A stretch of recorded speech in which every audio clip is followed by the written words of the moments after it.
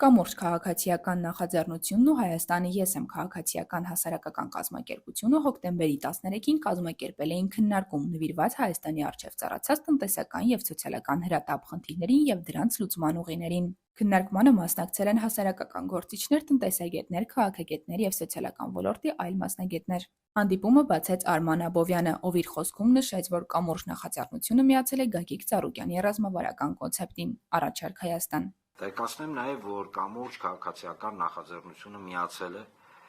Գագիկ Ծառուկյանի ռազմավարական կոնցեպտին «Առաջարկ Հայաստանին»։ Կա խնդիր և կա այդ խնդիրները լուծելու խիստ պահանջ, ընդգծեց Աբովյանը։ Մենք մշտապես բարձրաձայնում ենք խնդիրները, բայց այդ խնդիրների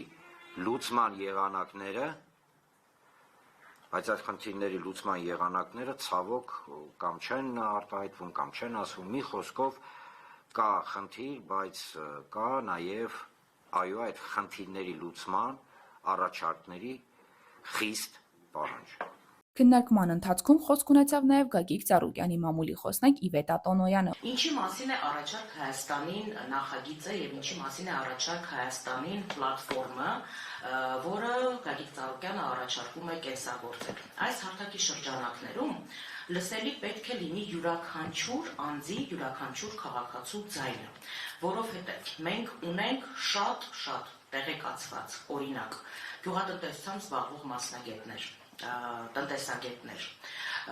արվեստի մշակույթի գործիչներ, առողջապահության ոլորտի, կրթական ոլորտի ներկայացուցիչներ, որոնցից յուրաքանչյուրը առանց քաղաքական ու կուսակցական պատկանելիության, այստեղ խոսքը բացարձակապես քաղաքականության մասին չէ,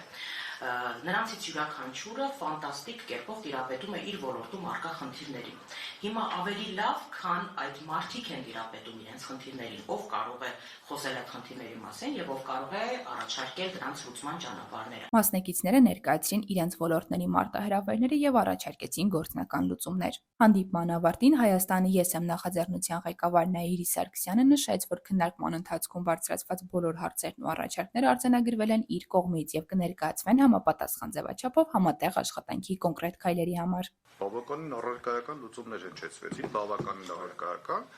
արդեն գալիս է վերջին կետը։ Դերակատարներ, ովքեր պետք է կատարեն, եթե ոչ մենք, եթե ոչ յուրաքանչյուրս եւ այդպես